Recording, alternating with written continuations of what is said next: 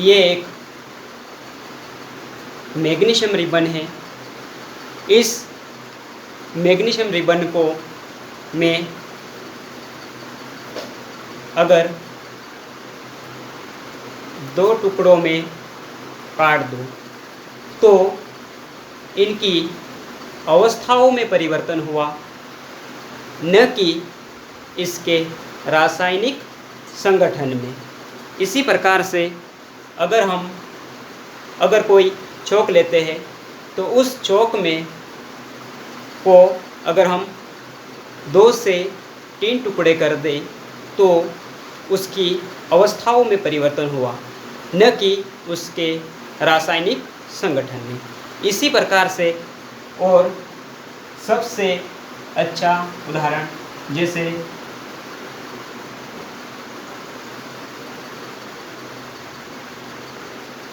बर्फ का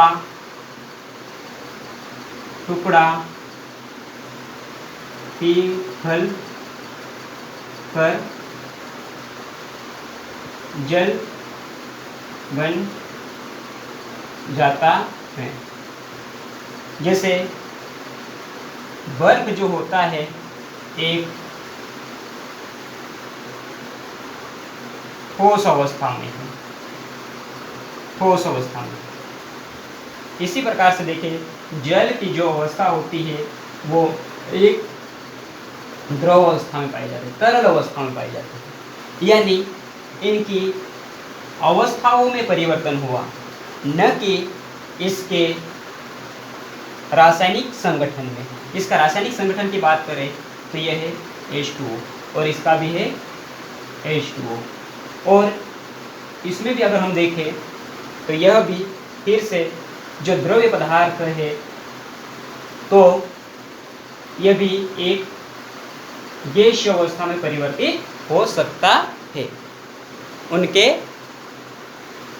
रासायनिक संगठन में चेंजेस नहीं आता है।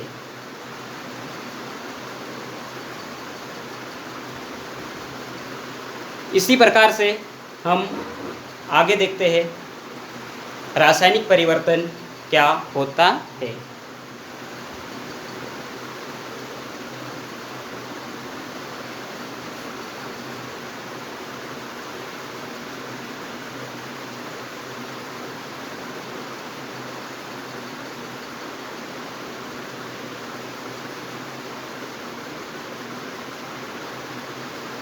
रासायनिक परिवर्तन वह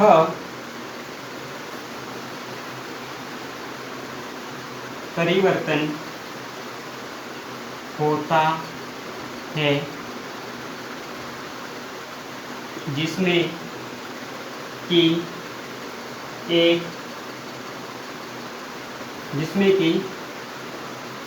नए पदार्थ का निर्माण होता है। अगर हम देखें जो हमारे पास एक मैग्नीशियम रिबन है, इस मैग्नीशियम रिबन को मैं वायु की उपस्थिति में जला दूं तो यहाँ पर एक मैग्नीशियम ऑक्साइड प्राप्त होता है। जैसे जो हमारा मैग्नीशियम है, अगर इसे मैं वायु की उपस्थिति में जला लूं, दहन करूं तो हमें मैग्नीशियम ऑक्साइड प्राप्त होता है, जो कि एक नए गुण वाला पदार्थ प्राप्त होता है। इसी प्रकार से अगर हम देखें जो हमारे पास कैल्शियम कार्बोनेट है, अगर इसे ऊष्मा दी जाए तो यह कैल्शियम ऑक्साइड और कार्बन डाइऑक्साइड में परिवर्तित हो जाता है। इसी प्रकार से इसके कई और उदाहरण हैं रासायनिक परिवर्तन के, जैसे उदाहरण पहला, भोजन का पाचन। दूसरा है लोहे में जंग लगना। तीसरा है सांस लेना।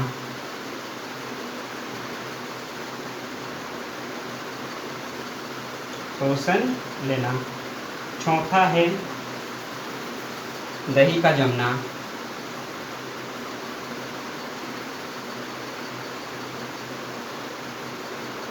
और कई उदाहरण अपन इसमें ले सकते हैं।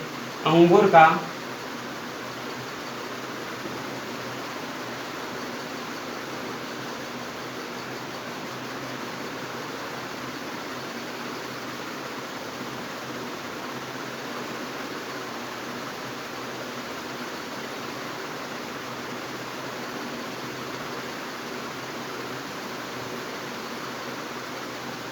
कागज का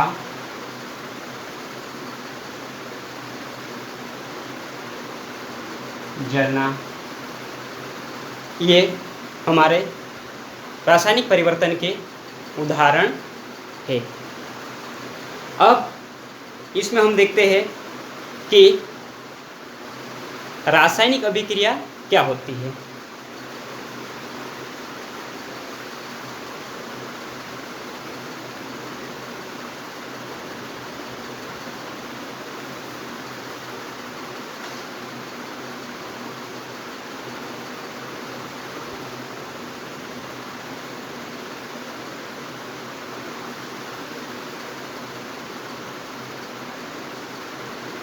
रासायनिक अभिक्रिया, रासायनिक अभिक्रिया में दो या दो से अधिक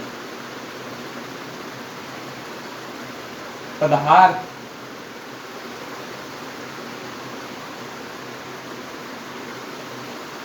मिलकर एक या एक से अधिक गुणधर्म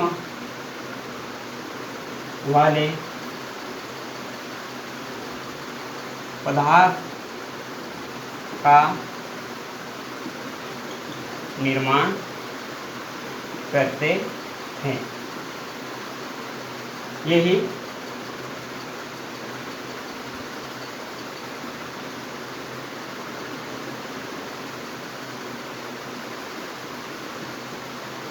रासायनिक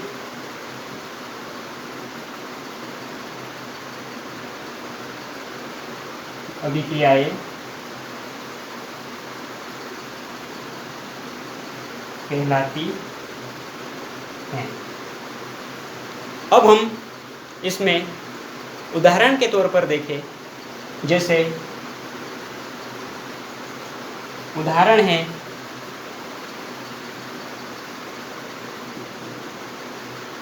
हाइड्रोजन प्लस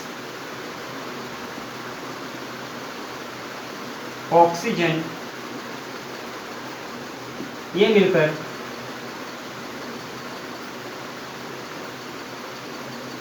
जल का निर्माण करते हैं। अब हम इस परिभाषा से समझ सकते हैं कि दो या दो से अधिक पदार्थ मिलकर एक या एक से अधिक गुणधर्म वाले पदार्थ का निर्माण करते हैं, रासायनिक अभिक्रियाएं कहलाती है। अब इसमें जो हमारे पास हाइड्रोजन है, हाइड्रोजन एक ज्वलन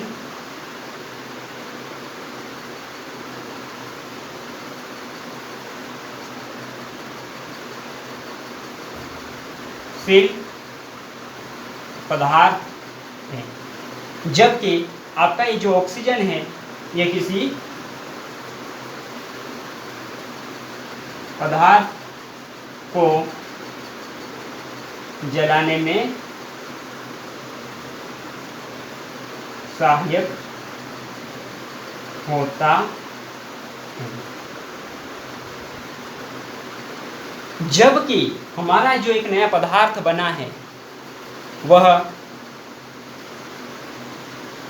किसी जलते हुए पदार्थों को बुझाने में सहायक होता है। यही इनमें अलग अलग गुण को प्रदर्शित करते हैं। इसी प्रकार से और हम देखते हैं अगला उदाहरण।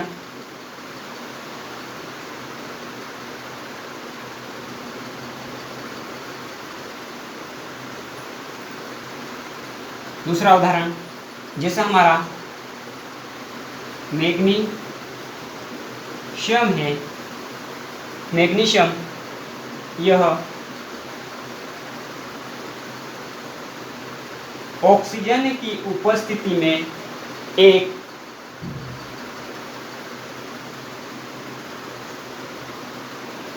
दहन किया जाता है तो यह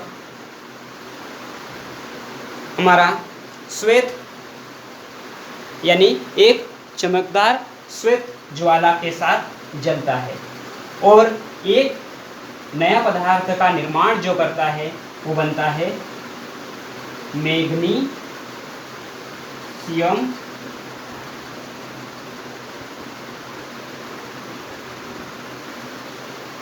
ऑक्साइड। एक जो नया पदार्थ बनता है वो हमारा होता है मैग्नीशियम ऑक्साइड। इसी प्रकार से ये हमारी रासायनिक अभिक्रिया को हमने समझा। अब आगे देखते हैं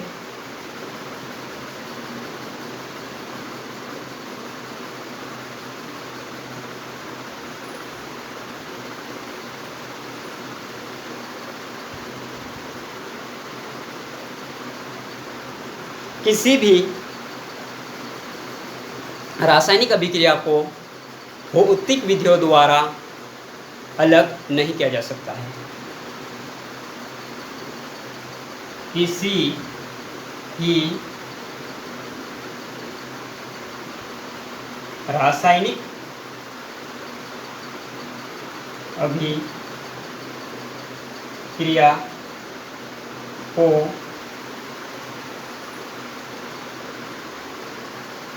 भौतिक विधियों द्वारा अलग नहीं किया जा सकता है तो उनको निम्न विधियों के माध्यम से अलग किया जाता है, जैसे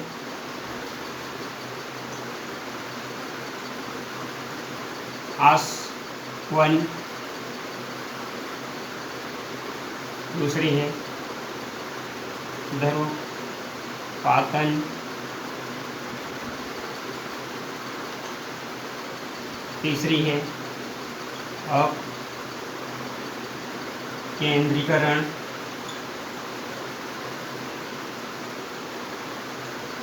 चौथी है वाष्पीकरण।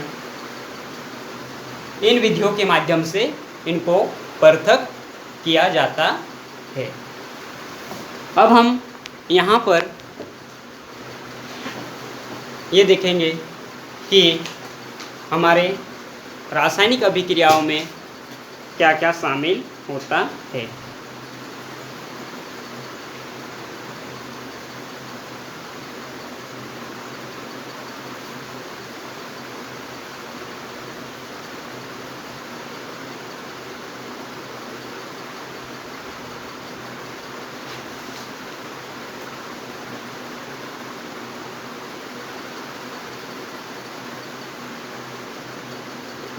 रासायनिक अभिक्रिया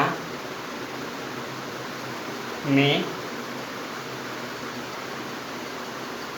शामिल रासायनिक अभिक्रिया में शामिल है। जैसे अवस्था में परिवर्तन, रंग में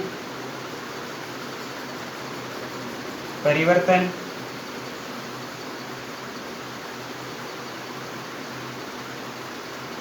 तापमान में परिवर्तन,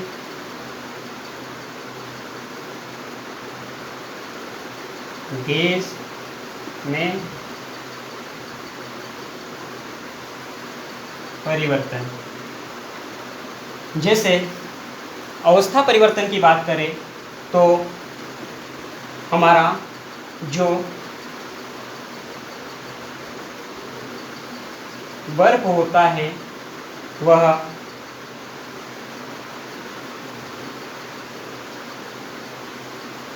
द्रव में परिवर्तित और फिर गैस में परिवर्तित। जैसे फिर से अगर टेम्परेचर को चेंज किया जाए तो हमारा यह गैस से फिर द्रव अवस्था में परिवर्तित होता है, फिर द्रव से फिर से बर्फ में परिवर्तित होता है, यानी ठोस, ठोस से द्रव, द्रव से गैस। अगर फिर से हम बात करें तो गैस, गैस से द्रव, द्रव से फिर बर्फ, यानी इनके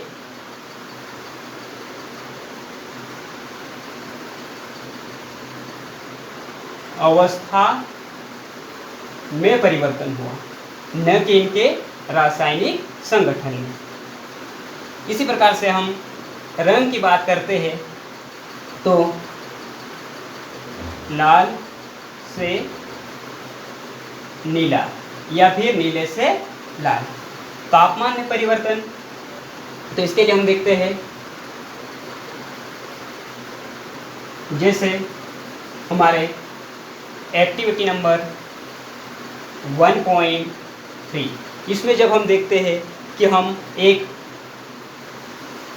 कॉनिकल फ्लास्क लेते हैं, इस कॉनिकल फ्लास्क में